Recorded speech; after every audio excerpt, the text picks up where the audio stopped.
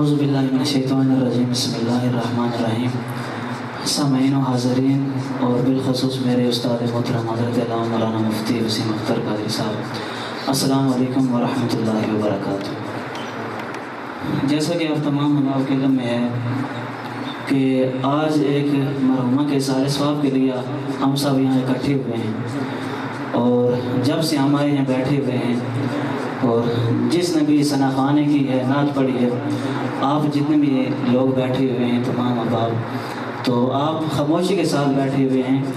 حالانکہ ہونا اس طرح چاہیے کہ جتنے بھی لوگ یہاں پہ اکٹھے ہیں سارے کے سارے سارے ثواب میں آئے ہیں، اور یہ سارے ثواب کی محفل ہے، اپنا اپنا حصہ ہر ایک ملائے، کیونکہ یہ جو نعت خوان ہے اس نے تو پڑھنا ہی ہے، اور جتنے آپ لوگ آئے ہوئے ہیں آپ کا بھی یہ حق بنتا ہے کہ آپ بھی جب درود پاک کی باری ہے تو حضور صلی اللہ علیہ وسلم کا فرمان ہے کہ بخیل ہے وہ شخص کہ جب میرا ذکر ہو رہا ہو، مجھ پہ درود پاک پڑھا جا رہا ہو اور وہ بندہ درود پاک کا نذرانہ نہ پیش کرے۔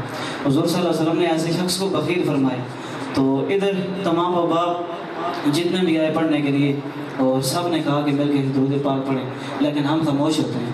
جب بھی حضور صلی اللہ علیہ وسلم کا ذکر ہو، خوشی کے ساتھ، جو ہم غلام ہیں حضور صلی اللہ علیہ وسلم کے، ہمارے آقا ہیں، جب بھی ذکر ہو جھوم جایا کریں کہ ہمارے آقا کا ذکر ہو رہا ہے، اور جب بھی کہا جائے درود پڑھا جائے تو درود پڑھنے سے حضور صلی اللہ علیہ وسلم کا فرمان ہے کہ جو میرا امتی ایک بار درود پاک پڑھتا ہے اللہ تعالیٰ اس کے 10 گناہوں کو معاف فرما دیتا ہے، اور اس کے 10 اس پر جو ہے 10 رحمت اللہ تعالیٰ بھیجتا ہے، اور اس کے 10 درجات جو اللہ تبارک و تعالیٰ بلند فرماتا ہے۔ اور تمام احباب اب اس نیت کے ساتھ درود پاک پڑھیں کہ یہ جو درود پاک ہے اس کا احسان ثواب جو ادھر ان کی جو والدہ ہیں ان کے لیے ہوگا، اور اللہ تعالیٰ اس درود پاک کے وسیلے سے ان کی جو ہے بخشش فرما دے۔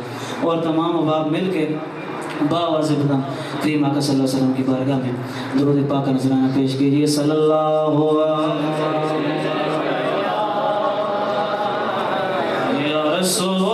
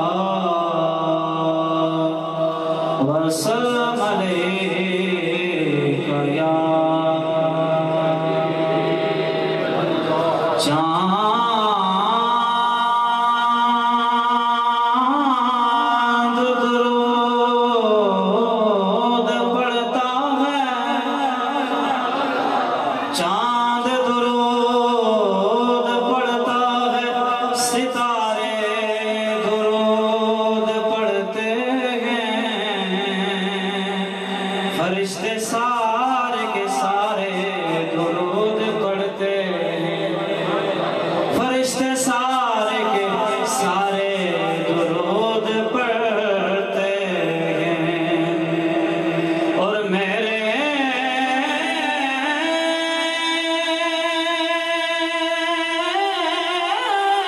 نبی کو معلوم ہے یہ سب کچھ، میرے نبی کو معلوم ہے یہ سب کچھ کہ آج فلاں غلام ہمارے درود پڑھتے ہیں۔ ہمارے حضور صلی اللہ علیہ وسلم کو معلوم ہے، اور حدیث پاک میں ہے کہ جو محبت کے ساتھ کریم آقا صلی اللہ علیہ وسلم کی ذات پہ درود پاک پڑھتا ہے، کریم آقا فرماتے ہیں کہ میں اس کے جو ہے اسے پہچانتا بھی ہوں اور اس کے سلام کا جواب بھی دیتا ہوں۔ میرے نبی کو میرے نبی کو معلوم ہے یہ سب کچھ کہ آج فلاں غلام ہمارے درود پڑھتے ہیں، پڑھیے اللہم صلی علی محمد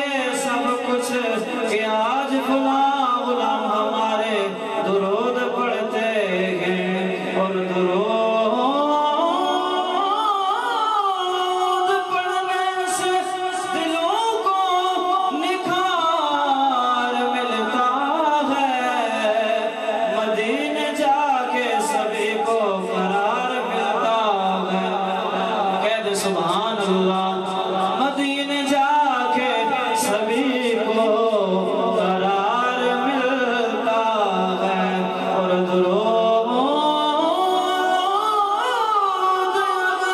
شامل ہو جائے دعاؤں میں کرم خدا کو تو پھر بے شمار ملتا ہے۔ جتنے بھی ابا بیٹھے سارے ایک بار یہ کو سبحان اللہ کرم خدا کا تو پھر بے شمار ملتا ہے۔ اب اسے محبت کے ساتھ عقیدت کے ساتھ دیما کا صلی اللہ علیہ وسلم کے برگاہ میں آجے لگائیے صلی اللہ علیہ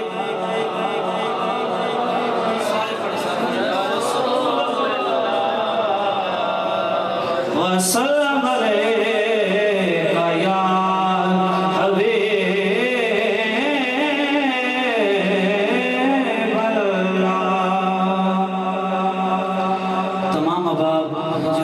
مل کے کریم آقا صلی اللہ علیہ وسلم کی بارگاہ میں حاضری لگائیں۔ محمد مصطفیٰ بہار بہار آئے سارے بڑے محمد سے ہو آقا تسی یاسین تسی طاغہ مزمل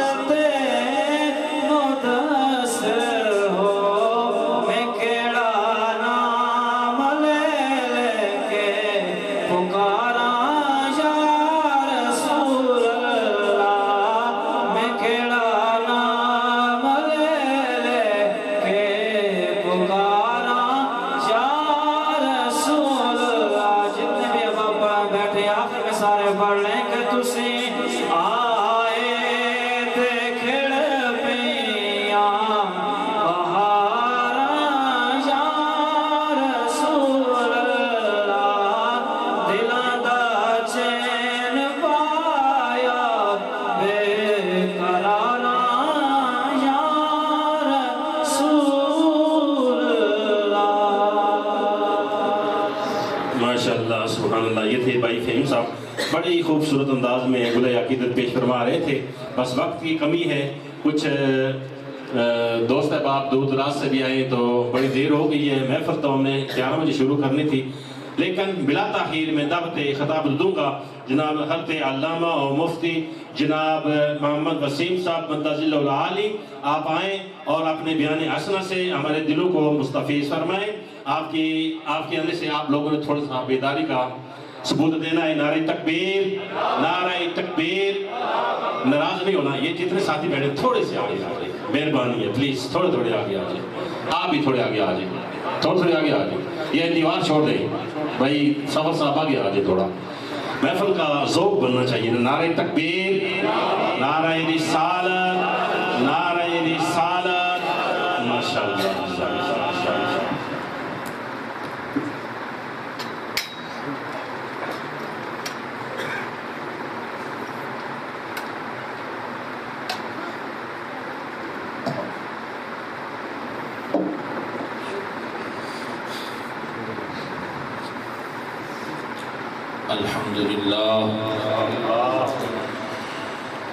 الحمد لله الذي أبدع الأفلاك والأرضين، والصلاة والسلام على من كان نبيا وآدم بين الماء والطين، وعلى آله الطيبين الطاهرين وأصحابه الراشدين الكاملين. أما بعد فأعوذ بالله من الشيطان الرجيم. بسم الله الرحمن الرحيم. إنا لله وإنا إليه راجعون. صدق الله مولانا العظيم وبلغنا رسوله النبي الأمين الكريم الرؤوف الرحيم. إن الله وملائكته يصلون على النبي يا أيها الذين آمنوا صلوا عليه وسلموا تسليما. اللهم صل على سيدنا ومولانا محمد وعلى آل سيدنا وأصحاب سيدنا ومولانا محمد وبارك وسلم وصل عليه الصلاۃ والسلام علیک یا سیدی یا رسول اللہ وعلی آلک واصحابک یا حبیب اللہ الصلاۃ والسلام علیک یا سیدی یا رحمۃ للعالمین وعلی آلک واصحابک یا سیدی یا شفیع المذنبین۔ حمد و ثنا کے بعد اللہ تعالیٰ کا شکر ہے کہ اس نے ہمیں اپنی مادی مصروفیات ترک کر کے آج کی اس بابرکت محفل پاک میں حاضری کی سعادت عطا فرمائی۔ وسیم افضل اور عمر افضل ان کی والدہ مرحومہ کے ایصال ثواب کے لیے آج ہم یہاں پر جمع ہیں۔ اللہ تعالیٰ سے دعا ہے کہ اللہ تعالیٰ ان کی والدہ مرحومہ کو کروٹ کروٹ جنت عطا فرمائے اور ان کی اخروی منازل کو آسان فرمائے۔ آپ کے سامنے دعائے مقدسہ کا حصہ تلاوت کیا، یہ الفاظ تقریباً ہم سب کو زبانی یاد ہیں، کیونکہ یہ وہ الفاظ ہیں کہ ہمیں حکم ہے کہ جب کسی کے فوت ہونے کی خبر سنیں تو یہ الفاظ پڑھیں، انا للہ و انا الیہ راجعون۔ آیہ مقدسہ کے اس حصہ میں اللہ تعالیٰ نے 3 چیزوں کو بیان کیا ہے۔ پہلی بات تو اللہ تعالیٰ نے یہ بیان کی کہ ہر ایک کی موت برحق ہے۔ دوسرا، اللہ تعالیٰ نے یہ جو جدائی ہوئی ہے، ہمارا کوئی اپنا ہم سے جدا ہوا ہے، اللہ تعالیٰ نے اس جدائی پر مرہم رکھا ہے۔ اور تیسرا، مجموعی طور پر یہ آیہ مقدسہ اسلام کے تصور امانت کو بیان کرتی ہے۔ سب سے پہلی بات کہ ہر ایک کی موت برحق ہے، اسے اللہ نے انا للہ میں بیان کیا۔ انا للہ، ہم اللہ کا مال ہے، اللہ ہمارا مالک ہے، اللہ ہمارا خالق ہے،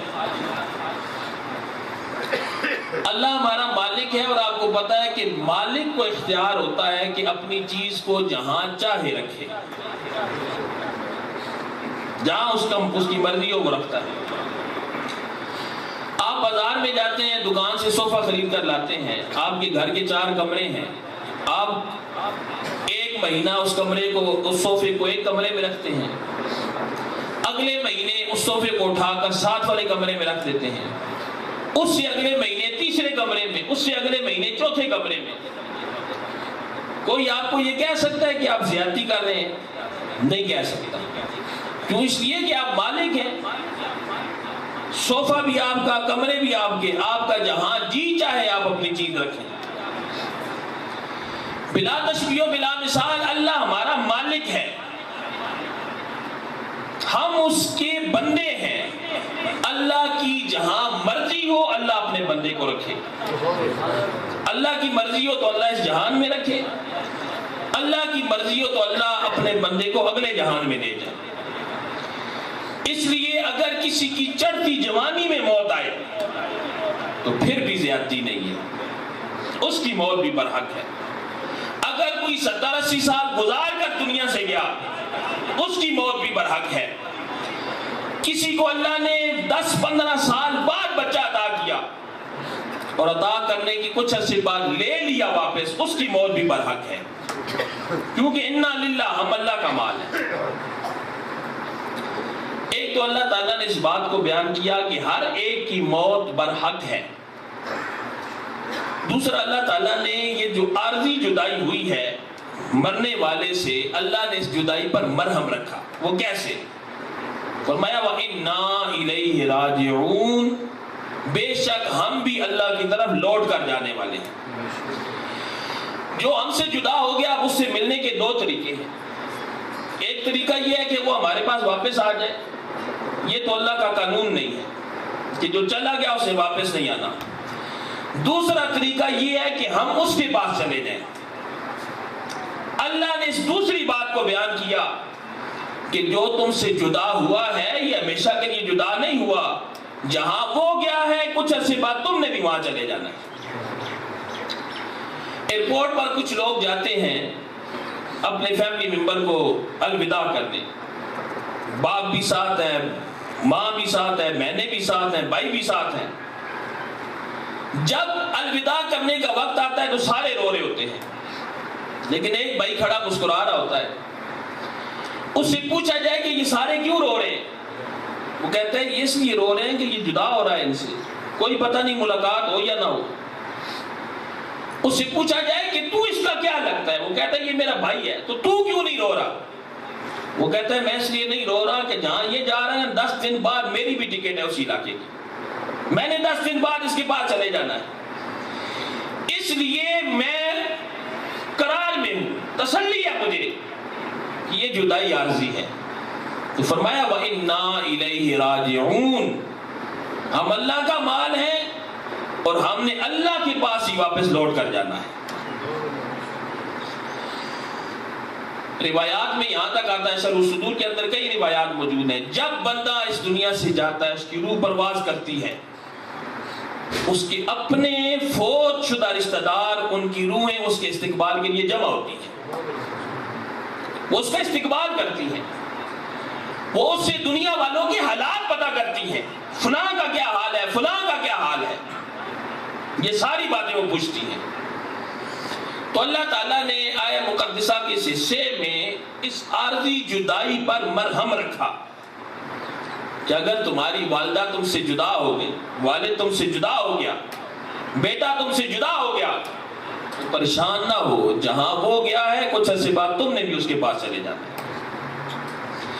تیسری بات، یہ آیہ مقدسہ کا حصہ مجموعی طور پر اسلام کے تصور امانت کو بیان کرتا ہے۔ ہم اللہ کا مال ہیں، ہمارا اپنا کچھ نہیں ہے، ہمارے پاس جو کچھ ہے وہ ہمارے رب کی طرف سے امانت ہے، ہم مالک نہیں ہیں اس کی۔ اس کی سب سے بڑی دلیل یہ ہے کہ ہم نے ایک ایک چیز کا حساب دینا ہے اللہ کا۔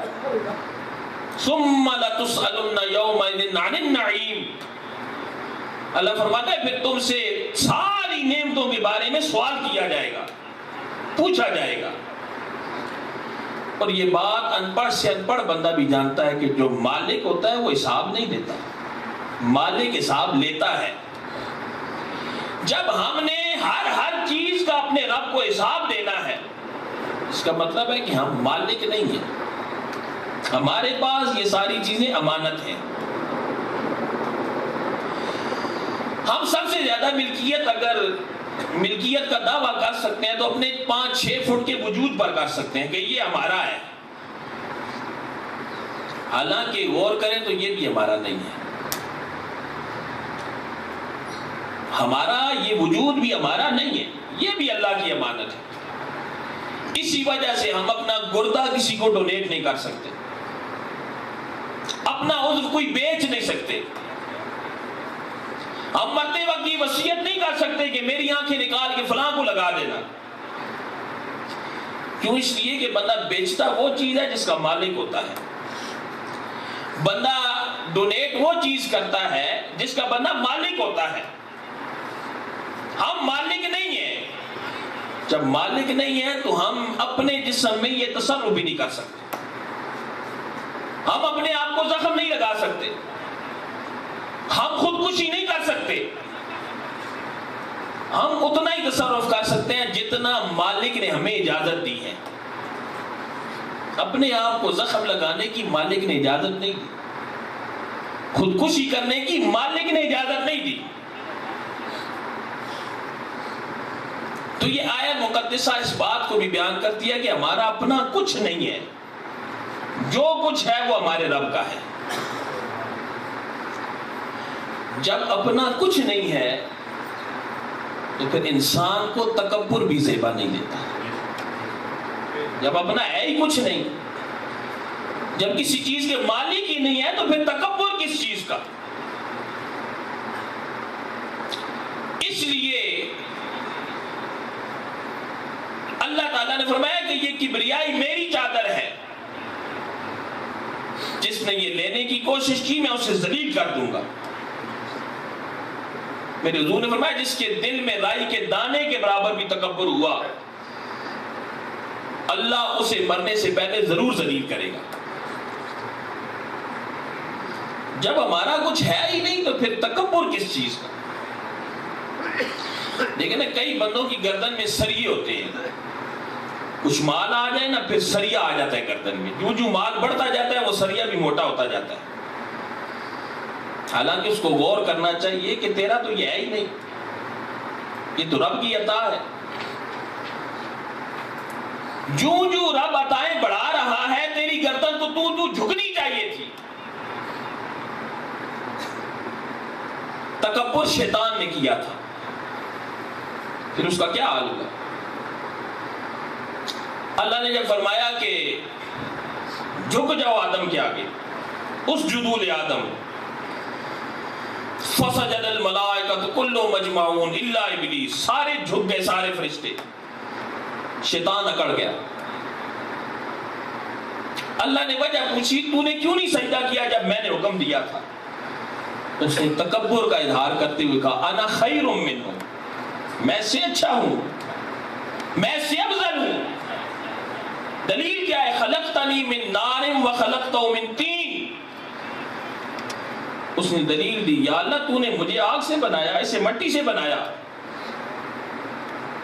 اس نے دلیل دی کہ آگ چونکہ اوپر کو اٹھتی ہے اور مٹی نیچے کی طرف جاتی ہے جب پھینکی جائے, تو جو نیچے کی طرف جائے وہ مفضول ہے اور جو اوپر کو اٹھے وہ افضل ہے. وہ کہنے لگا میں اس سے افضل ہوں اس لیے میں نے سجدہ نہیں کیا. وہ اللہ نے فرمایا تجھے ہماری بارگاہ کے قانون کا نہیں پتا؟ جو ہمارے سامنے سر اٹھائے ہم سر قلم کر دیتے ہیں, جو سر جھکا لے ہم اسے سر بلند کر دیتے ہیں. فرمایا فخرج منھا فإنک رجیم, نکل جا یہاں سے, تو لعنتی ہو گیا, تو مردود ہو گیا ہے. تکبر اللہ تعالیٰ کو پسند نہیں, تکبر زیبا نہیں دیتا. ام ربیہ ایک خاتون گزری ہیں بڑی نیک, ان کی جس شخص کے ساتھ شادی ہوئی وہ بڑا متکبر تھا. یہ بیٹھی ہوئی تھی دسترخوان پر, میاں بیوی دونوں بیٹھے ہوئے تھے. فقیر آیا, اس نے صدا لگائی اللہ کے نام پہ کچھ دے دو. ام ربیہ اٹھنے لگی کہ میں اس کو کچھ دوں. اس نے کہا کہ خبردار نہیں دینا, یہ مفت خوروں کے لیے نہیں ہے. اس نے کہا میں آپ کے مال سے نہیں دیتی, فقیر ہے بیچارہ غریب ہے, تو میرے پاس اپنے 20 درہم پڑے ہوئے میں ان میں سے دے دیتی. اس نے دے دیے تو شوہر نے اسے طلاق دے دی. اچھا طلاق دے دی, 1 سال پورا ام ربیہ اپنے بھائیوں کے پاس رہی. سال بعد رشتہ آیا, بڑا اچھا رشتہ تھا, بھائیوں نے دے دیا. شادی ہو گئی, ام ربیہ رخصت ہو کر اپنے دوسرے شوہر کے گھر چلی گئی. ایک دن بیٹھی ہوئی تھی, دسترخوان لگا ہوا تھا, کھانا لگ گیا, دونوں میاں بیوی کھانا کھانے لگے. دروازے پر فقیر نے صدا لگائی اللہ کے نام پر کچھ دے دو. ام ربیہ اٹھی, انہوں نے 20 درہم نکالے. شوہر کہنے لگا 30 میری طرف سے لے جاؤ, 50 پورے دو اسے. وہ دروازے پر آئی دینے کے لیے تو دیکھا جو منگتا تھا وہ اس کا سابقہ شوہر تھا, جو کل تک مالدار تھا اور جس کی گردن میں سریا تھا, تکبر سے جو بھرا ہوا تھا, آج وہ در در بھیک مانگ رہا تھا. بے پرواہی ویک سجن دی کسے بھی پیش نہ جاوے, اور تاجاں والے رولے تے منگتے تخت بٹھاوے. تکبر اللہ کو پسند نہیں, کہ جب تمہارا ہے ہی کچھ نہیں تو پھر تکبر کس چیز کا کرتے ہو؟ جو اکڑتا ہے وہ مارا جاتا ہے اور جو جھک جاتا ہے وہ بچ جاتا ہے. آپ دیکھیں نا, سخت طوفان آئے, آندھی آئے, تو بڑے بڑے طاقت والے درخت جن کی جڑیں بڑی بڑی مضبوط ہوتی ہیں وہ گر جاتے ہیں. رات کو طوفان آئے نا, صبح آپ کو تیز طوفان آئے, کئی درخت آپ کو گرے ہوئے نظر آتے ہیں. لیکن اسی طوفان میں وہ جو گھاس پھوس ہوتی ہے جس کی کوئی طاقت ہی نہیں ہوتی وہ اسی طرح قائم ہوتی ہے. اب سوال پیدا ہوتا ہے کہ جس طوفان نے درخت اکھاڑ کر پھینک دیے یہ گھاس اس طوفان سے کیسے بچ گئی؟ تو درخت اس لیے مارے گئے کہ درخت اکڑ کر کھڑے رہے اس کے سامنے. اس نے جڑوں سے اکھاڑ کر پھینک دیے اور گھاس نے نرمی دکھائی. طوفان نے ادھر جھکایا گھاس ادھر جھک گئی, طوفان نے ادھر جھکایا گھاس ادھر جھک گئی. نتیجہ کیا ہوا؟ جو جھک جائے وہ کامیاب ہو جاتا ہے, جو جھک جائے وہ بچ جاتا ہے, اور جو اکڑ جائے وہ مارا جاتا ہے. اس لیے مقدسہ دوسرا سبق ہمیں یہ دیتی ہے مجموعی طور پر کہ جب تمہارا اپنا کچھ ہے ہی نہیں تو پھر تکبر کس چیز کی؟ جب تمہارے پاس جو کچھ ہے وہ مالک کی امانت ہے تو پھر تکبر نہ کرو. وہ میاں محمد بخش صاحب رحمۃ اللہ علیہ فرماتے ہیں نا, اچے اچا نہ رکھایا. اچا سمجھتے ہیں نا, چمٹا. اچے اچا نہ رکھایا منہ سڑیا وچ اگی. آپ فرماتے ہیں یہ صرف نام کا اچا ہے, ذات کا اچا نہیں ہے. نام کا اچا ہے. دیکھو جب بھی اس کا منہ جاتا ہے آگ میں ہی جاتا ہے. عورتیں آگ پکڑتی ہیں, انگارے پکڑتی ہیں, توے کے اوپر سے روٹی اتارتی ہیں اس کے ذریعے. اچے اچا نہ رکھایا منہ سڑیا وچ اگی. آگے نتیجہ دیتے ہیں, فرماتے ہیں نیواں رہ کے ہو, نیواں ہو کے رہ محمد تتی واہ نہ لگی. فرماتے ہیں نیواں ہو کے رہو, عاجزی کے ساتھ رہو. جو عاجزی کے ساتھ رہتا ہے اس جہان میں اسے گرم ہوا نہیں لگتی. اچے اچا نہ رکھایا منہ سڑیا وچ اگی, نیواں ہو کے رہ محمد تتی واہ نہ لگی. اور بابا بلے شاہ فرماتے ہیں اس میں نو مار کے منج کر. آپ فرماتے ہیں شیطان کو میں مار گئی, انا خیر منہ, میں سے اچھا ہوں.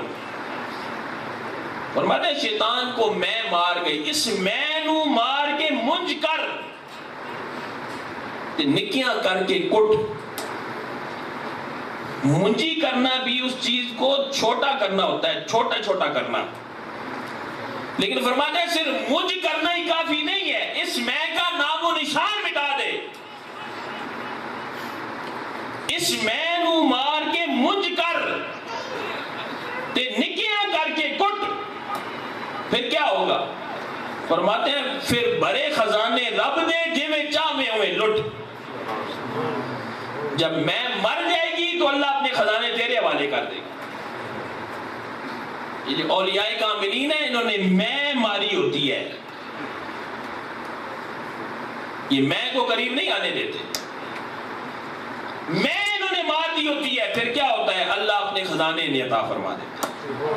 اس میں نو مار کے منج کر تے نکیاں کر کے کٹ, پھر بھرے خزانے رب دے جویں چاہویں اویں لٹ.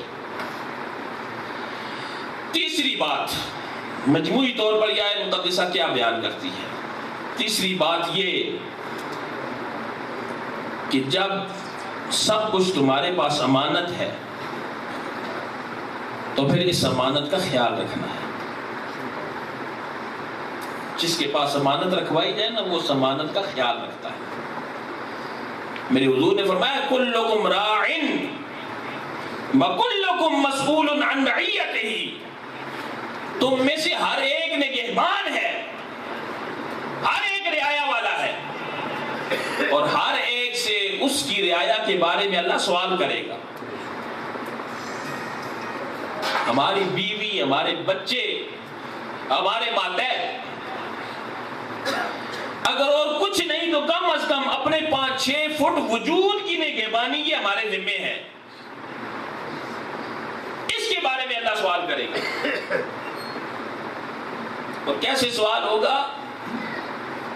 منہوں کو لگام دے دی جائے گی. الیوم نختم علی افواہہم, ہاتھ بول بول کر بتائیں گے یا اللہ اس نے یہ خیانت کی, یا اللہ اس نے یہ خیانت کی. پاؤں بول بول کر بتائیں گے، آنکھیں بول بول کر بتائیں گی۔ تو جب ہمارے پاس سب کچھ اپنے رب کی امانت ہے تو تیسری بات یہ ہے کہ اس امانت کا خیال رکھنا ہے کہ جب امانت واپس کریں تو پھر ہمیں شرمندگی نہ۔ اور چوتھی بات یہ کہ مالک جب امانت واپس لے تو پھر واویلا نہیں کرنا۔ جب مالک امانت واپس لے تو پھر واویلا نہیں کرنا چاہیے، کیونکہ مالک کی مرضی ہے، اس نے دی ہے، اس کی مرضی، واپس لے لی اس کی مرضی۔ میرے حضور نے فرمایا جب فرشتے کسی بندے کے جوان بیٹے کی روح قبض کرتے ہیں، روح قبض کر کے لے جاتے ہیں اللہ کی بارگاہ میں، اللہ پوچھتا ہے کہاں سے آ رہے ہو؟ حالانکہ اللہ کو پتا ہے، حکمت کے پیش نظر اللہ پوچھتا ہے کہاں سے آ رہے ہو؟ فرشتے عرض کرتے ہیں یا اللہ ہم فلاں بندے کے بیٹے کی روح قبض کر کے آ رہے ہیں۔ اللہ فرماتا ہے تم نے اس کے جگر کا ٹکڑا لے لیا اس سے؟ جی یا اللہ لے لیا، وقت پورا ہو گیا، تیرا حکم آ گیا تھا، لے لیا ہم نے۔ اللہ فرماتا ہے پھر مجھے بتاؤ وہ بندہ کیا کہہ رہا تھا جس کا بیٹا تم لے آئے، وہ کیا کہہ رہا تھا؟ فرشتے عرض کرتے ہیں یا اللہ وہ تو اس پر بھی تیری تعریف ہی کر رہا تھا، وہ تو کہہ رہا تھا انا للہ و انا الیہ راجعون، ہم اللہ کا مال ہے، بیٹا اللہ نے دیا تھا، اس کا شکر ہے، لے لیا، اس کی مرضی۔ اللہ فرماتا ہے اچھا اس مقام پر بھی وہ میری تعریف کر رہا ہے، وہ صبر کر رہا ہے، فرشتوں اس طرح کرو جنت میں ایک محل بناؤ، سمو بیت الحمد، اس محل کا نام بیت الحمد رکھو، جب یہ بندہ دنیا چھوڑ کر میرے پاس آئے گا میں اسے اس محل میں داخل کروں گا۔ مالک امانت واپس لے تو پھر وبیلا نہیں کرنا چاہیے۔ حضرت طلحہ صحابی ہے، ایک ہی بیٹا تھا، بیمار ہوا، فوت ہو گیا، آپ دن کو کام پہ گئے، شام کا وقت تھا، بیٹا فوت ہو گیا، واپس آئے، آپ کی زوجہ نے آپ کو نہیں بتایا کہ سارے دن کے یہ تھکے ہارے آئے ہیں، آرام کرنے، اٹھیں گے صبح نماز کے لیے تو پھر بتاؤں گی۔ کھانا کھایا انہوں نے، بیٹے کا حال پوچھا، زوجہ کہنے لگی وہ اب سکون میں ہے، مطلب یہ تھا کہ اب روح نکل گئی، اب وہ سکون میں ہے۔ سو گئے حضرت طلحہ، صبح ہوئی نماز کے لیے اٹھے، حضرت طلحہ کی بیوی کہنے لگی مجھے یہ بتائیں آپ کے پاس کوئی امانت رکھوائے اور پھر وہ مالک امانت واپس لے تو آپ کیا کریں گے؟ آپ وبیلا کریں گے؟ آپ شور مچائیں گے؟ ناراض ہوں گے؟ وہ کہنے لگے نہیں، مالک کی مرضی، جب مرضی امانت لے لے، اس میں وبیلا بچانے والی کون سی بات ہے؟ کہنے لگی پھر بیٹا اللہ نے عطا کیا تھا، کل اللہ نے لے لیا، آپ تھکے ہوئے تھے، میں نے نہیں بتایا، آپ اس کی کفن دفن کا انتظام کریں۔ حضرت طلحہ حضور کی بارگاہ میں حاضر ہوئے، میرے حضور نے دیکھا تو مسکرا پڑے، فرمایا طلحہ اللہ تعالیٰ کو تیری بیوی کا تصور امانت بڑا پسند آیا ہے، بڑا پسند آیا ہے، اللہ کو تیری بیوی کی گفتگو بڑی پسند آئی ہے، اور اللہ تعالیٰ تم دونوں کو ضرور برکت عطا فرمائے گا۔ صحابہ کہتے ہیں پھر ہم نے دیکھا اللہ نے حضرت طلحہ کو اسی بیوی سے 8 بیٹے عطا فرمائے اور سارے کے سارے حافظ قرآن بنے۔ تو جب وہ مالک امانت واپس لے تو پھر انسان کو وبیلا نہیں کرنا چاہیے۔ اور آخری بات کہ جب مالک کے پاس واپس جانا ہے تو پھر اس جانے کی تیاری ضروری ہے، ضروری ہے تیاری۔ آپ دیکھیں نا، ہم نے اگر یہاں سے لاہور جانا ہو تو ہم بغیر تیاری کے نہیں جاتے، 1-2 دن رکنا ہو تو کپڑوں کا جوڑا بھی ہونا چاہیے، ساتھ جیب میں خرچہ بھی ہونا چاہیے، کھانے پینے کا کچھ اضافی رقم بھی ہونی چاہیے کرائے سے ہٹ کے، تاکہ ہمیں وہاں کوئی مشکل پیش نہ آئے۔ یہ انسان کی فطرت ہے، اور جتنا لمبا سفر ہوتا ہے اتنا سامان کم ہوتا جاتا ہے۔ آپ نے یہاں سے پنڈی شفٹ ہونا ہے تو آپ کے گھر میں اگر 2 ٹرک سامان گئے تو آپ 1 چھوڑ جائیں گے، 1 لے کر جائیں گے۔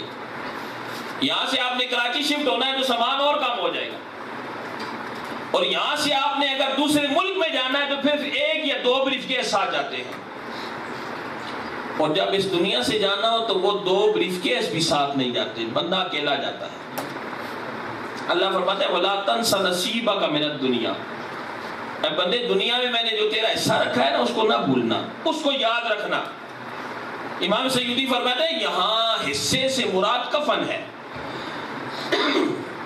اللہ فرما رہا ہے دنیا میں نے تیرے لیے کفن رکھا ہے، بس تو دنیا میں آیا تھا بغیر کپڑے کے آیا تھا، واپس جب میرے پاس آئے گا تو صرف کفن کا کپڑا لے کر آئے گا، بس اس کفن کو یاد رکھنا۔ وہ پتہ نہیں کفن بھی ہمارے نصیب میں ہے یا نہیں۔ میرے حضور نے ایک دفعہ ایک صحابی سے فرمایا، امام غزالی نے جو الولد رسالے کے اندر اس حدیث کو نقل کیا ہے، میرے حضور نے ایک دفعہ ایک صحابی سے فرمایا، 4 جملے میرے حضور نے ارشاد فرمائے، اور وہ کہتے ہیں نا کوزے میں دریا بند ہے تو یہاں کوزے میں پورا سمندر بند ہے۔ اور شیخ شبلی فرماتے ہیں کہ میں نے 400 محدثین سے حدیث حاصل کیا اور ان سے میں نے 4000 حدیثیں یاد کی۔ ان 4000 حدیثوں پر میں نے غور کیا تو ان میں سے اس ایک حدیث کا انتخاب کیا جو میں ابھی آپ کو سنانے لگا ہوں، اور فرماتے ہیں مجھے یقین ہے یہ حدیث مجھے جنت تک لے کر جائے گی۔ وہ کون سی حدیث ہے جس کا انتخاب انہوں نے 4000 فرامین سے کیا؟ اس نیت سے سنتے ہیں کہ ہم اس پر عمل کی کوشش کریں انشاءاللہ۔ میرے لجپال آقا نے ایک دفعہ ایک صحابی سے فرمایا اعمل لدنیا کا بقدر مقامک فیہا، اے میرے غلام دنیا کے لیے اتنا کما جتنا تو نے دنیا میں رہنا ہے، وَعَمَلْ لِآخِرَتِكَ بِقَدْرِ بَقَائِكَ فِيهَا، اور آخرت کے لیے اتنے اعمال کر جتنا تو نے آخرت میں رہنا ہے، وَعَمَلْ لِلَّهِ بِقَدْرِ حَاجَتِكَ إِلَيْهِ، اللہ کی اتنی عبادت کر جتنا تو اپنے رب کا محتاج ہے، وَعَمَلْ لِلنَّارِ بِقَدْرِ صَبْرِكَ عَلَيْهِ، اور آگ کے لیے اتنے گناہ کر جتنا تو آگ کو برداشت کر سکتا ہے۔ 4 جملے ہیں میرے حضور کے۔ فرمایا ہر وقت دنیا دنیا نہ کیا کر، دنیا کے لیے اتنا کما جتنا تو نے دنیا میں رہنا ہے۔ ہم نے دنیا میں کتنا رہنا ہے؟ 50 سال 60 سال 70 سال 80 سال 100 سال کر دیں۔ ویسے میرے حضور نے فرمایا میری امت کی عمر 60 اور 70 سال کے درمیان ہے، یعنی اکثر امتی میرے 60 اور 70 سال کے درمیان فوت ہو جائیں گے، کم ہی ہوں گے جو 70 سے اوپر جائیں گے۔ اور آپ دیکھ لیں ایسا ہی ہوتا ہے۔ تو ہم نے دنیا میں کتنا رہنا ہے؟ 60 سال 70 سال، آخرت میں کتنا رہنا ہے؟ صدیاں گزر گئی ہمارے آبا و اجداد کو قبروں میں، صدیاں مزید گزریں گی ابھی، پھر حشر بپا ہوگا نہ ختم ہونے والی زندگی، ہم بھی دنیا سے جائیں گے، صدیاں ہمیں قبروں میں گزریں گی، پھر حشر بپا ہوگا نہ ختم ہونے والی زندگی۔ میرے حضور نے فرمایا دنیا آخرت کے مقابلے میں دنیا اتنی بھی نہیں ہے جتنی سمندر کے مقابلے میں ایک قطرہ ہوتا ہے۔ فرمایا ہر وقت دنیا دنیا نہ کر، دنیا کے لیے اتنا کر جتنا تو نے دنیا میں رہنا ہے۔ میرے حضور نے فرمایا بڑا بدبخت ہے وہ شخص جو دوسروں کی دنیا کی خاطر اپنی آخرت برباد کر لیتا ہے۔ کیسے؟ اب ایک شخص کی حلال آمدنی کم ہے، اس نے بچوں کو اعلیٰ اسکول میں تعلیم بھی دلوانی ہے، اس نے شاندار مکان بھی ان کے لیے بنانا ہے، اس نے اپنی بیوی کے عللے تللے بھی پورے کرنے ہیں۔ اب حلال سے تو یہ سارا کچھ ہو نہیں سکتا، وہ بندہ حلال چھوڑ کر حرام کی طرف چلا جاتا ہے۔ یہ ہے وہ بندہ جس نے دوسروں کی دنیا کی خاطر اپنی آخرت برباد کر دی۔ اور یہ بات آپ اپنے دل پر لکھ لیں، حرام رزق پر پلی ہوئی اولاد اپنے والدین کو تھپڑ تو مار سکتی ہے، ہاتھ نہیں چوم سکتی۔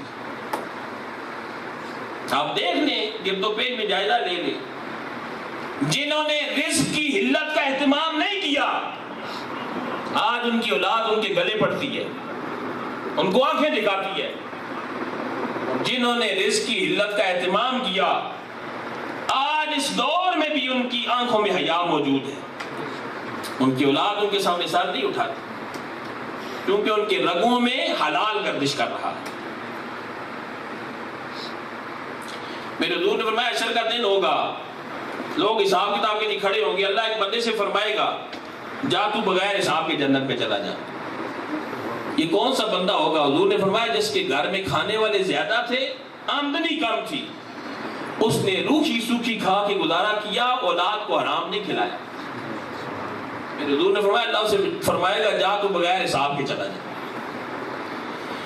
تو فرمایا دنیا کے لیے اتنا کر جتنا تو نے دنیا میں رہنا ہے، اور آخرت کے لیے اتنا کر جتنا تو نے آخرت میں رہنا ہے.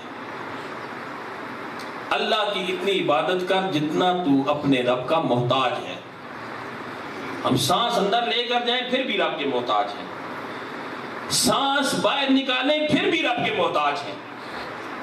تو جب ہر سانس میں رب کے محتاج ہیں تو گیا حضور نے فرمایا تیرا سانس اندر جائے پھر بھی اللہ کا ذکر ہو، تیرا سانس باہر نکلے پھر بھی اللہ کا ذکر ہو.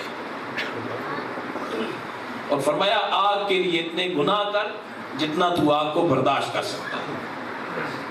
آپ ماچس کی تیلی لیں، اس کو جلائیں، اس کے اوپر انگلی رکھیں، نفس ہائے ہائے کرتا ہے، چیخیں نکلتی ہیں بندے کی، تو سوچیں جس سے یہ ماچس کی تیلی کی چھوٹی سی آگ برداشت نہیں ہو سکتی، وہ جہنم کی آگ کیسے برداشت کرے. فرمایا جب تو جہنم کی آگ برداشت نہیں کر سکتا تو پھر گناہ بھی نہ کر، اپنی آخرت کی تیاری کرو. اور میں آخرت کے لیے اتنا کما جتنا تو نے آخرت میں رہنا ہے. لا محدود زندگی. لیکن افسوس کی بات یہ ہے جو وقت ہم نے اپنی آخرت کی تیاری کے لیے صرف کرنا تھا، جو وقت ہم نے والدین کی خدمت میں صرف کرنا تھا، جو وقت ہم نے ذکر اذکار میں صرف کرنا تھا، نماز روزے میں صرف کرنا تھا، وہ سارا وقت ہمارا موبائل کھا جاتا ہے. چسکا پڑا ہوا ہے، فیس بک چل رہی ہوتی ہے اور گھنٹوں گزر جاتے ہیں. باپ کمرے میں کھانس رہا ہوتا ہے تکلیف سے، بچے پر اثر ہی نہیں ہوتا کہ میں جا کر باپ کے پاؤں ہی دبا دوں، جا کر حال ہی پوچھ لوں، پانی پلا دوں. ماں تکلیف سے تڑپ رہی ہوتی ہے، بیٹی موبائل یوز کر رہی ہوتی ہے. یہ ہے اسمارٹ فون لیکن کھا بہت کچھ گیا ہمارا. اب ہم کسی اللہ کے ولی کے مزار پر بھی جائیں تو ہمیں سیلفی کی فکر ہوتی ہے، ہم عمرہ کرنے بھی جائیں تو وہاں بھی سیلفی کی فکر ہوتی ہے، نیٹ پر چلانا ہے ہم نے. تو اس موبائل کو ہمیں ضرورت کی حد تک رکھنا چاہیے. یہ انگلیاں کل بول بول کر بتائیں گی کہ کون کون سے پیج کھلتے رہے انگلیوں سے، بول بول کر بتائیں گی. اپنی خلوتوں کو اللہ کے ذکر سے آباد کریں. رات کو اگر آپ 4 گھنٹے موبائل کو دیتے ہیں تو 4 گھنٹوں میں سے آدھا گھنٹہ نکال کر بوڑھے باپ کے پاس بھی بیٹھ جائے گا، اس کے بھی پاؤں دبا دیا کریں، اس سے بھی حال احوال پوچھ لیا کریں. بیٹی اگر 4 گھنٹے موبائل کو دیتی ہے تو آدھا گھنٹہ ماں کے پاس بھی نکال دے بیٹھنے کے لیے. تو موبائل کو ضرورت کی حد تک رکھیں. صبح موبائل کی وجہ سے ہی رات کو 2 بجے تک ہمارا نیٹ چلتا رہتا ہے، صبح اٹھتے ہیں تو نماز قضا ہو چکی ہوتی ہے. میرے حضور نے حضرت عبداللہ ابن عمر نے ایک دفعہ حضرت حفصہ سے کہا، حضور کی زوجہ محترمہ حضرت عبداللہ ابن عمر کی بہن ہے، حضرت عمر فاروق کی بیٹی. بس آخری بات کر ختم کرتا ہوں. حضرت عبداللہ ابن عمر کہنے لگے کہ حضور سے پوچھنا حضور کا میرے بارے میں کیا خیال ہے. حضرت حفصہ کہنے لگی ٹھیک ہے جب میرے پاس آئیں گے میں پوچھوں گی. حضور تشریف لائے، حضرت حفصہ نے پوچھا، عرض کی یا رسول اللہ میرے بھائی عبداللہ کے بارے میں آپ کا کیا خیال ہے، وہ کیسا بندہ ہے. حضور نے فرمایا وہ بندہ تو اچھا ہے لیکن تہجد کی نماز نہیں پڑھتا، عشاء پڑھ کے سوتا ہے تو صبح تک سویا رہتا ہے، فجر کی نماز کے وقت اٹھتا ہے، اسے چاہیے کہ تہجد کی نماز بھی پڑھے. حضرت عبداللہ کو جب پتہ چلا تو پھر ساری زندگی آپ کی تہجد کی نماز قضا نہیں ہوئی. مجھے بتائیں یہ جو آج کل کی ہم امتیاں حضور کے جن کی فجر نیند کی نظر ہو گئی، ظہر عصر اور مغرب اور عشاء کاموں کی نظر ہو گئی، ہمارے بارے میں اگر حضور سے رائے لی جائے تو حضور کیا فرمائیں گے؟ حضرت عبداللہ ابن عمر کے بارے میں حضور نے فرمایا بندہ بڑا اچھا ہے، کاش تہجد کی نماز بھی پڑھتا۔ تو جن کی 5 وقت کی فرض نمازیں بھی گول ہو جاتی ہیں، پھر ہم کہتے ہیں جی غلامی رسول میں موت بھی قبول ہے، غلامی رسول میں موت ہمیں قبول ہے، لیکن 5 وقت کی نماز نہیں قبول، رمضان کے روزے نہیں قبول، صاحب نصاب کو زکوٰۃ دینا نہیں قبول، ماں باپ کی خدمت نہیں قبول۔ مجھے بتائیں جو غلامی رسول ہمیں نماز کے وقت دکان سے اٹھا کر مسجد تک نہیں لے کے جا سکتی، گھر سے اٹھا کر مسجد تک نہیں لے کے جا سکتی، وہ غلامی رسول ہمیں قبر سے اٹھا کر جنت تک کیسے لے کے جائے گی؟ اس لیے اپنا محاسبہ کریں، اپنا محاسبہ کریں، اپنی آخرت کی فکر کریں۔ یہ روز روز جو ہم جنازے اٹھاتے ہیں یہ ہمارے لیے عبرت کا سامان ہے کہ آج ہم کسی کو اٹھا کر لے کر جانا ہے، کل ہماری بھی باری ہے۔ اللہ تعالیٰ سے دعا ہے کہ اللہ تعالیٰ ہمیں اپنی آخرت کی فکر اور تیاری کرنے کی توفیق عطا فرمائے۔ اللہ تعالیٰ وسیم بھائی کی، عمر بھائی کی والدہ مرحومہ کو کروڑ کروڑ جنت عطا فرمائے۔ جو باتیں ہم نے یہاں پر سنی کی، اللہ تعالیٰ ہم سب کو ان پر عمل پیرا ہونے کی توفیق عطا فرمائے۔ وآخر دعوانا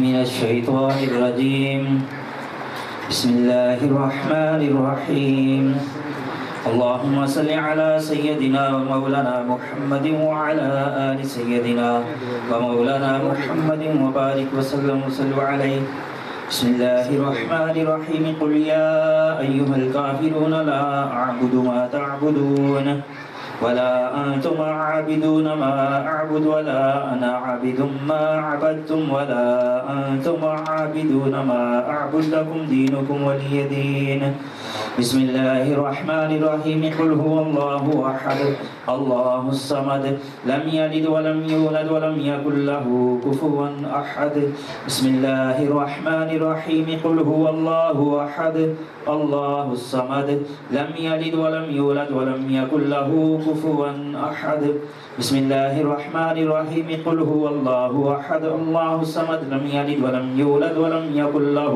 كفوا أحد بسم الله الرحمن الرحيم قل أعوذ برب الفلق من شر ما خلق ومن شر غاسق إذا وقب ومن شر النفاثات في العقد ومن شر حاسد إذا حسد بسم الله الرحمن الرحيم قل أعوذ برب الناس ملك الناس إله الناس من شر الوسواس الخناس الذي يوسوس في صدور الناس من الجنة والناس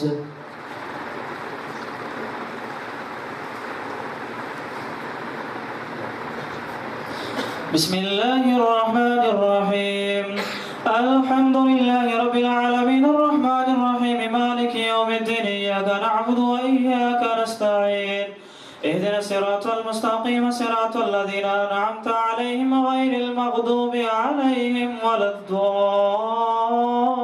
الضالين بسم الله الرحمن الرحيم ألف لام ميم ذلك الكتاب لا ريب فيه هدى للمتقين الذين يؤمنون بالغيب ويقيمون الصلاة ومما رزقناهم ينفقون والذين يؤمنون بما أنزل إليك وما أنزل من قبلك وبالآخرة هم يوقنون أولئك على هدى من ربهم وأولئك هم المفلحون وإلهكم إله واحد لا إله إلا هو الرحمن الرحيم إن رحمة الله قريب من المحسنين وما أرسلناك إلا رحمة للعالمين ما كان محمد أبا أحد من رجالكم ولكن رسول الله وخاتم النبيين وكان الله بكل شيء عليما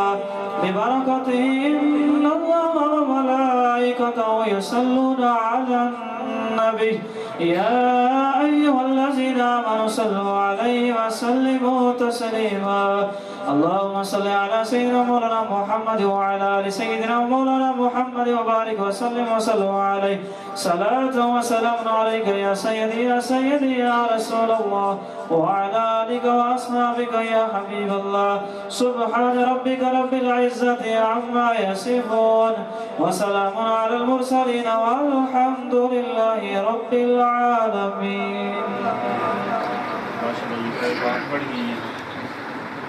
110 مرتبہ سورۃ یاسین پڑھے گی، سورۃ رحمان 10 مرتبہ، سورۃ ملک 120 مرتبہ، سورۃ مزمل 10 مرتبہ، سورۃ عصر 10 مرتبہ، سورۃ حمزہ 10 مرتبہ، سورۃ فیل 10 مرتبہ، سورۃ معون 10 مرتبہ، سورۃ کوثر 10 مرتبہ، سورۃ کافرون 10 مرتبہ، سورۃ تبت 10 مرتبہ، سورۃ رحمان 10 مرتبہ، سورۃ اخلاص 10 مرتبہ، سورۃ ناس 10 مرتبہ.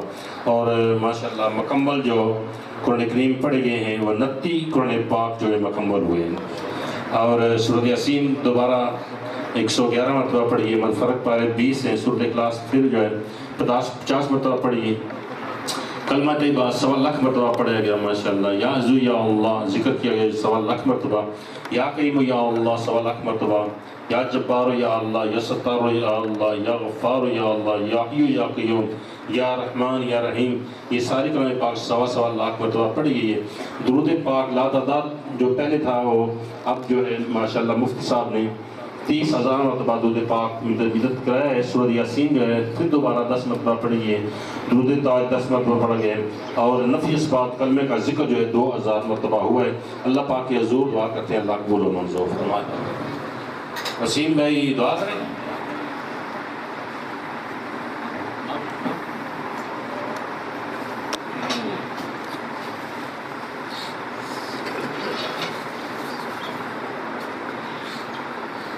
سارے حضرات مل کے دعا کریں اللہ کے حضور. الحمدللہ رب العالمین، الصلاۃ والسلام علی سید الانبیاء والمرسلین وعلی آلہ واصحابہ اجمعین. یا اللہ یا رحمان یا رحیم یا حی یا قیوم، یا حنان یا منان، یا ذو الجلال والاکرام، یا لطیف یا قوی یا عزیز، یا ارحم الراحمین، یا ارحم الراحمین، یا ارحم الراحمین. یا ربنا یا ربنا یا ربنا یا ربنا رب ارحمہما کما ربیانی صغیرا. رب اجعلنی مقیم الصلاۃ ومن ذریتی ربنا تقبل دعا. ربنا اغفر لی ولوالدی وللمؤمنین یوم یقوم الحساب. ربنا اتمم لنا نورنا واغفر لنا انک علی کل شیء قدیر. اے العالمین پاک کلام ثواب تمام نصار ذکر اذکار یا العالمین ثواب اپنی بارگاہ دے اندر قبول و منظور فرماؤ. ان اسباب رحمت عالم صلی اللہ علیہ وسلم نے بارگاہ دے اندر تحفتاً ہدیتاً پیش کرتے ہیں میرے مولا قبول و منظور فرماؤ. حضور علیہ السلام نے وسیلہ میلاد نال حضور علیہ السلام نے والدین کریمین صاحبزاد میں صاحبزادے ازواج مطہرات صحابہ کرام اہل بیت الطاہر شہیدان کربلا شہیدان اسلام دی روح پیش کرنے اللہ قبول و منظور فرماؤ. شیخ عبد القادر جیلانی قندیل نورانی شہباز مکانی الحسنی اور حسین الودادی کی روح کو پیش کرتے ہیں اللہ قبول و منظور فرماؤ. باجی شیر شہباد شاہ قرب و جوار جتنے تیرے نیک و کاش میں بندے آرام فرمائیں ان کی روحوں کو پیش کرتے ہیں اللہ قبول و منظور فرماؤ. پاک لام ثواب اتمام نصاب ان المؤمنین والمؤمنات والمسلمین والمسلمات یہ روحوں پیش کرنے اللہ قبول و منظور فرماؤ. بالخصوص الہ العالمین ان نفوس قدس نے وسیلہ میلاد نال رحمت عالم صلی اللہ علیہ وسلم نے وسیلہ میلاد نال بھائی وسیم صاحب دی والدہ مطمئن اور تحفتاً ہدیتاً پیش کرتے ہیں اللہ قبول و منظور فرماؤ. مرحومہ مغفورن درجات اللہ بلند عطا فرماؤ. قبر عشر کی منزلیں آسان فرماؤ. الہ العالمین روز محشر اللہ کریمہ ایمان اسلام تی نصیب عطا فرمائیں. نامہ مال دیاتی نصیب عطا فرمائیں. پور صراط پر ثابت قدمی نصیب عطا فرمائیں. اللہ میدان محشر نی گرمی عرش پاک میں ٹھنڈا سایہ نصیب عطا فرمائیں. مائی فاطمہ نی چادر تطہیر سایہ نصیب عطا فرمائیں. الہ العالمین حضور علیہ السلام نے ہتھوں کو سر ٹھنڈی جان نصیب عطا فرمائیں. اللہ بتقاضۂ باشریت فرض واجبات میں اندر انہیں کمیاں کوتاہیاں ہوئیں اللہ اپنے حبیب نے وسیلہ معاف عطا فرمائیں. جنت جی الہ العالمین مائی عائشہ رسول ساتھ نصیب عطا فرمائیں. الہ العالمین پاک لام ثواب تمام نصاب بھائی امیر رسول صاحب دی زوجہ محترمہ بھائی امیر رسول صاحب دی والد صاحب والدہ صاحبہ کی روح کو پیش کرنے اللہ قبول و منظور فرماؤ. اللہ سالمی قبر تے اپنی رحمت نزول عطا فرما. بھائی اورنگزیب صاحب دی والد صاحب دی روح کو پیش کرنے اللہ قبول و منظور فرماؤ. بھائی اورنگزیب صاحب دی سسر صاحب اور ان کے خوش دامن ان کی روحوں کو اصال کرنے اللہ قبول و منظور فرماؤ اللہ تمام یہ قبروں تے اپنی رحمتاں نزول عطا فرما قبروں تے اللہ کروڑ ہر رحمتاں برکتاں نزول عطا فرما الہ العالمین جس نے دوست احباب دور سے قریب سے چل کر رہے الہ العالمین حاضرین محفل اساں دے باو اجداد دنیا تے پردہ فرما یا اللہ سارے درجات بلند عطا فرما قبر اشرف کی منزلیں آسان فرما الہ العالمین اس کار میں اپنی خیر و برکت رحمتوں کا نزول عطا فرما اللہ بالخصوص حضرت علامہ صاحب کی اللہ العالمین جو بیان سنا الہ العالمین عمل کی توفیق عطا فرما علامہ صاحب کے علم میں عمل میں الہ العالمین مزید برکتوں کا نزول عطا فرما الہ العالمین کی جان مال آل اولاد کی حفاظت عطا فرما اللہ کریمہ بالخصوص جس روح کے لیے تمام کیا اللہ درجات میں بلندی نصیب عطا فرما اللہ مرحومہ کی قبر کو جنت کا باغ بنا دے اللہ خوشبوئے جنت نصیب عطا فرما اللہ چھوٹی بڑی خطانی معافی عطا فرما لقد جاءکم رسول من انفسکم عزیز علیہ ما عنتم حریص علیکم بالمؤمنین رؤوف الرحیم ان اللہ وملائکتہ یصلون علی النبی یا ایھا الذین آمنوا صلوا علیہ وسلموا تسلیما اللہم صلی علی سیدنا محمد النبی الأمی وعلی آلہ وصحبہ وبارک وسلم الہی بحق بنی فاطمہ کے برکولی ما کنی فاطمہ اگر دعوت مرد کنی ور قبول منو دست دامان علی رسول برحمت کے یوم